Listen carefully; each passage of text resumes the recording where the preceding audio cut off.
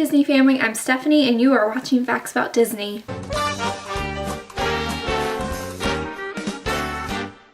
So it's been a while since I've done a Facts About Disney video, but I decided that there was no time like the present to do one. Noticing the background change, I am at the new house that we have moved into since my dad and stepmom got married.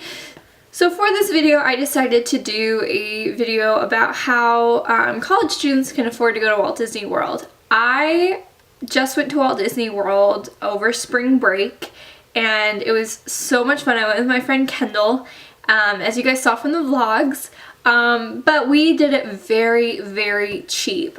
So I'm a college student and Kendall works at a school, so we're both the same age and stuff. So we have basically the same kind of financial place right now.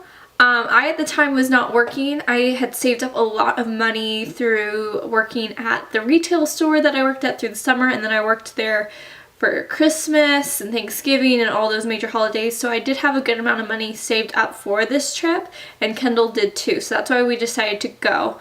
And we went, I think it was the first full week in March, but that's for spring break. But we did the cheapest that we possibly could during the spring break season.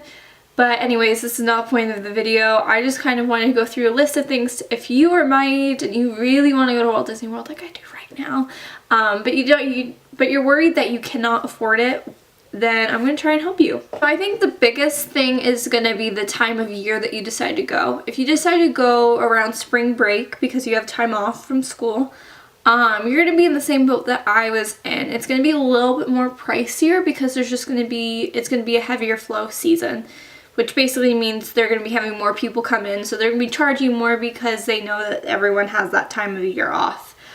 For me, I personally would have liked to get to do a 3-day weekend or something, which my school does a lot. We have a winter break off in January, which just means that we have a Friday off. So maybe for me, I probably could have taken that Monday. I could just skip classes that day and gone Thursday night and been there Friday, Saturday, and Sunday. I'm sorry, I'm so stumbly.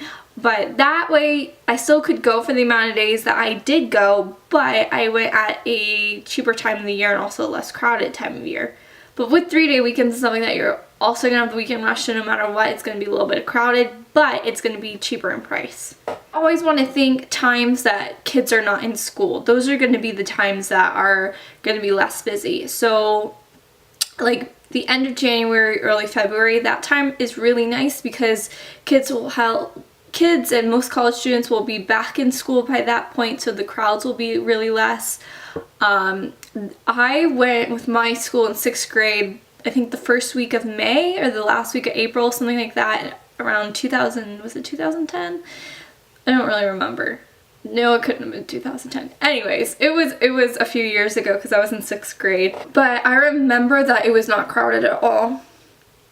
And it was very inexpensive in price. So you just kind of want to look. And Disney, there are certain websites, I can link a few websites below that are going to show you some good off-season prices, which are going to make your trip so much cheaper in price, and you may be able to actually go more than just 3 days.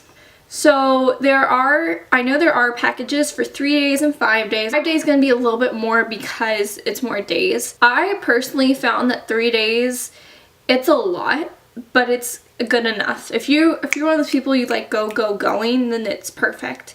What we did is we would get up, get ready, go to the park really early. Again, what we did is we'd get to the park maybe an hour before the park even opened, which I know that sounds really crazy, but we'd get there before a majority of the people got there. We were able to run in, get a few rides out of the way, get some character meet and greets that are going to be a long way out of the way, and then we could park hop to a different park. So we would still get crowds because of park hopping, but we would get a lot more stuff done doing that. We pretty much got everything done and more during those 3 days. So yeah, you have to think about things financially. You have to think about how you're going to get there, where you're going to stay, and what you're going to do, basically. And food. So I guess 4 things. So getting there. Kendall and I drove. I drove from Illinois to Tennessee one day. So that's about 6 hours. And then I had a day of rest, and then Kendall came over that night, and then we drove the next morning from, I think we left here right at 4 a.m. and we got there, I want to say around 5 or 6. It had been around 5. Yeah, so it was about a 10-hour drive. So it wasn't bad. So I was about to say it wasn't bad at all. It was terrible. But since there was 2 of us, we both paid $50 for gas. So I paid on the way down there and Kendall paid on the way back up there. So I'm not gonna lie, gas is pretty expensive. But it was definitely a whole lot cheaper for us to drive down there than it would be to fly. For one, you have someone else there for me. I had someone else there for me. So I knew that I wasn't gonna have to worry about paying for gas on the way back up there because Kendall had it covered going back up. You and your friends can do a whole lot differently depending on, you know, what you want to do. I think it also depends on distance. If you live in New York and you want to come down to Disney World, it might be a little bit cheaper to fly. But if you decide that you're going to want to go to Disney World on off seasons, again, the times that I suggested, then flights are going to be a whole lot cheaper. So you just kind of have to look and keep your eyes updated for things like that. We're going to talk about hotel. So I'm a Disney fan, as I'm sure all of you are if you're watching this. I want to stay on property more than anything. But it's not always the cheapest thing to do. We stayed at All Star Movies, which is one of my favorite All Stars, and how much was it? With tickets, park hopper, and the hotel, I think for each it was around $627, which I say it's not bad just because my family spends so much more money on Disney World than that is a lot of money, and that does not include getting down there, and that does not include food. So yeah, that can be pretty pricey. I recently found out what Airbnb was. I did not know what it was. For the longest time I was always confused by it. I looked at it for around the time that we would be there if it was the following year. I kind of looked around spring break times and during some of the big rush times. And there are some really nice places that would be really inexpensive if it was just you and a friend. So I think Airbnb is something to look into if you're trying to figure out, you know, where you want to stay. But if you are dead set on staying on Disney property, you're going to be at an All-Star, most definitely. Unless you want to stay at the campgrounds, if you want to camp out, those are going to be definitely that's going to be the cheapest thing you can do is if you want to sleep in a tent. Which I know a lot of people who are fine with that. So if you want to do it, go for it. I commend you. But I personally think hotel-wise, All-Stars are definitely going to be the cheapest. Unless you happen to be a vacation club member, then you pretty much already have all your living situations figured out. I'm looking at Disney World park tickets. They're around $107. I know with the price change, I think they've gone up to $109 or something like that. And then with park hopper, you are, I think, over $150 at that point. So that's pretty much the average. You can't really go any cheaper than that unless you are a Florida resident or you are a vacation club member. If you have any sort of discounts and stuff like that, then you're gonna be looking around those prices for tickets. So it is gonna cost a little bit, but I mean, it's worth it. It's Disney World, right? But that's gonna be the prices that you're looking at for the park tickets. So next is dining, which is very important because you need to eat while you're there.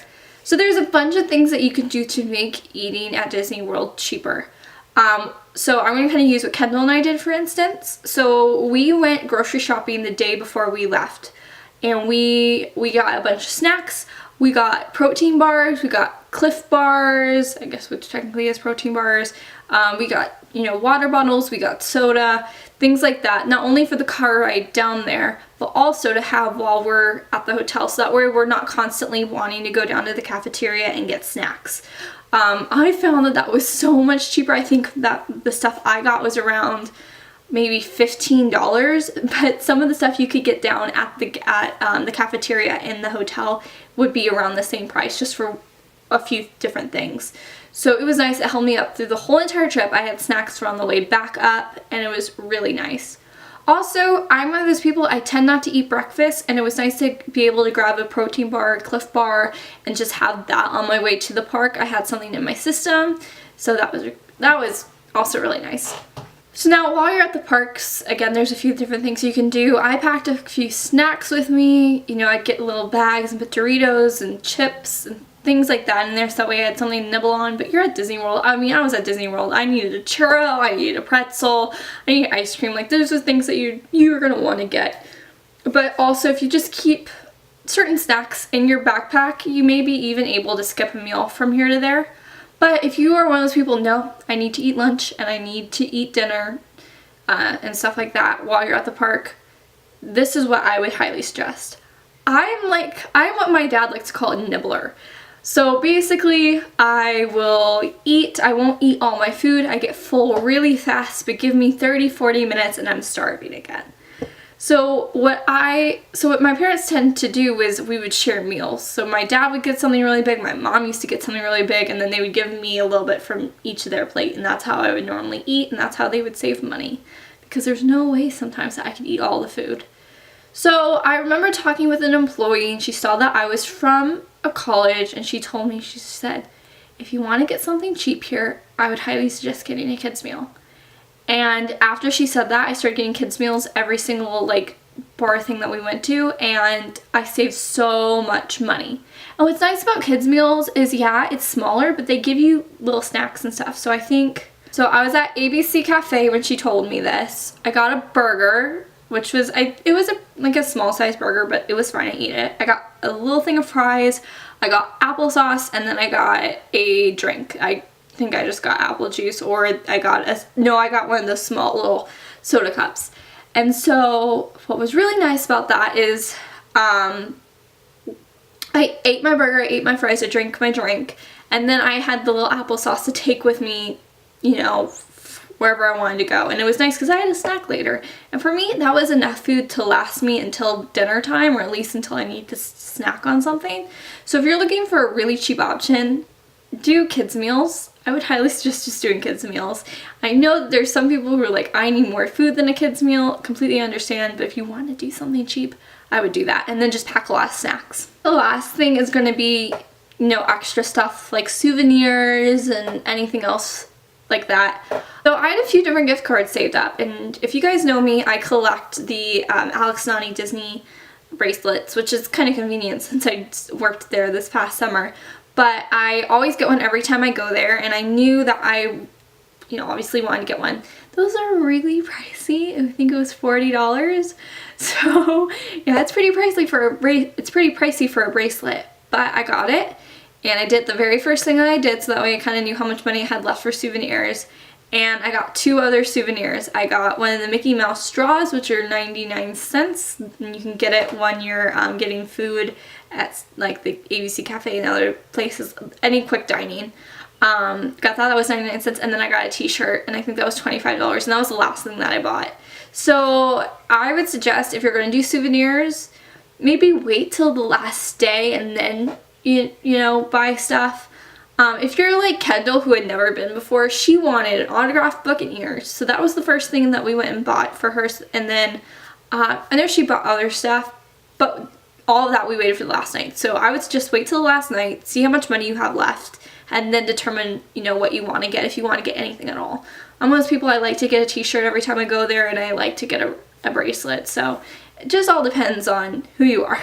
I think my overall biggest tip is that it's going to be pricey no matter what. You're going to Disney World. Disney World is pricey. As much as we love it and we want to go all the time, we can't. We just financially can't. So if you're going to want to go to Disney World as a college student, or just someone who wants to go super cheap, you know, you're going to have to make certain sacrifices here or there, whether that's not staying on Disney property or not getting the souvenir that you wanted, and things like that. But, you know, it's very possible to do a cheap Disney World trip on a budget. I know this video was kind of rambly. I'm still getting used to doing Disney videos again. I'm trying to get as many done as I possibly can for you guys. So anyways, I hope you enjoyed this video, and I hope you guys have a magical rest of your day.